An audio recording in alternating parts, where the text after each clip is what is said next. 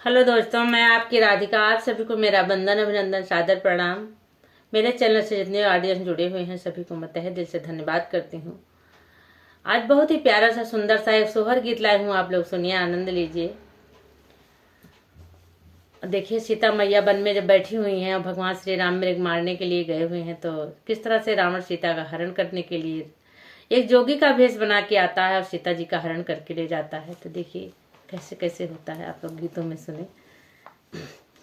कुटिया में बैठी सीता रनिया हो हीरा नायक, दिया खई हो हीरा नायक, दिया खाई हो मोरे रामा, सोनवा बराना सारी देहिया हो देखा तानिक, लागई हो देखा तानिक, लागई हो मोरे रामा, सोनवा बराना सारी देहिया हो देखा तानिक, लागई हो देखा तानिक, लागई हो। बगल में बैठे श्री रामा हो तो सीता जिया, रजकार सीता जिया, रजकार हो मोरे रामा, सोनवा कै सुंदर ही रनवा हो हमारा माना, मोह हो हमारा माना, मोह हो मोरे रामा, सुनवा कै सुंदर ही रनवा हो हमारा माना, मोह हो मारा माना, मोह हो। यतनि बचाना सुने रामा हो तो सुन ह्यू ना पावई हो तो सुना ह्यू ना पावई हो मोरे रामा, लैली है धनुष का मनवा हिराना पीछे धावई हो, हिरन पीछे दौड़े नि हो मोरे रामा, लैली हाथवा धा नुहिया हो, हिराना पीछे धामई हो, हिराना पीछे दौड़े नि हो। कुटिया में सीता जिया कियली हो रमान, वाजो दिया खाई हो रमाना, वाज दिया खाई हो मोरे रामा, धैली जोगिया कई भेसवा हो भिखारी बनी, आवा हो भिक्षा मांग, लागई हो भिक्षा मांगे, लागई हो मोरे रामा, थैली जोगिया कई भेसवा हो भिक्षा मांगे, लाग हो भिक्षा मांगे, लागई हो।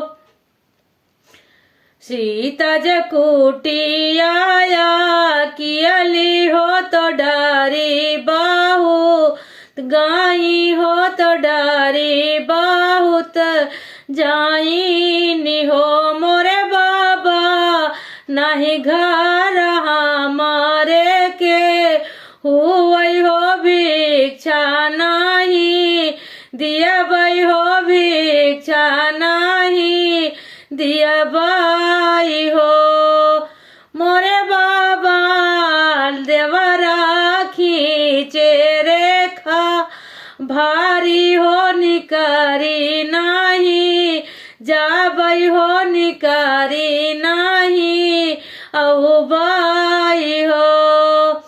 यतनि बचाना सुने जोगी हो तो या लख जगावई हो तो या लख जगावई हो मोरे रामा दई देव सीता तू बिखिया हो चदरिया फाई लावई हो चदरिया फाई लावई हो मोरी सीता दई देव भिखिया चदरिया हो घरा हम जा आवई हो घरा का हम जावई हो।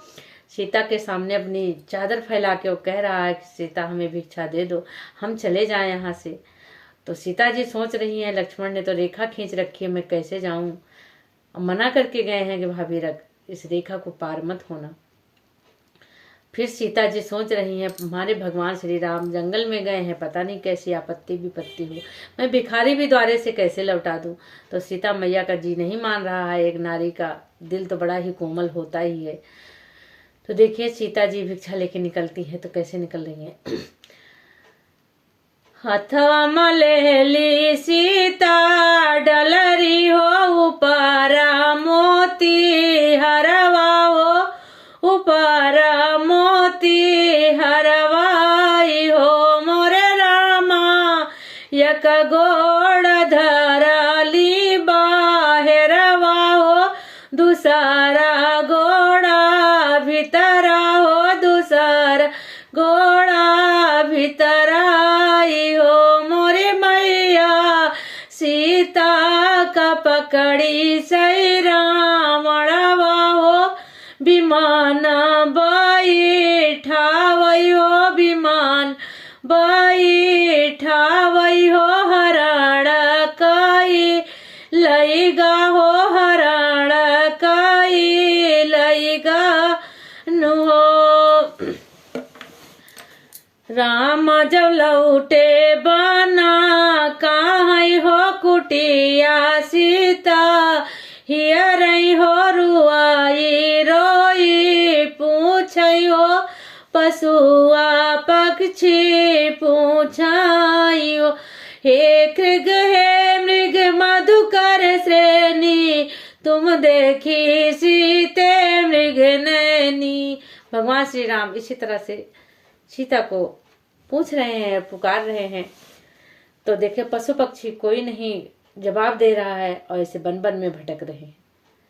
तो ये रावण की चाल थी, सीता का हरण करवाना था। तो ये गीत आप लोग को कैसा लगा जरूर कमेंट बॉक्स में बताइएगा।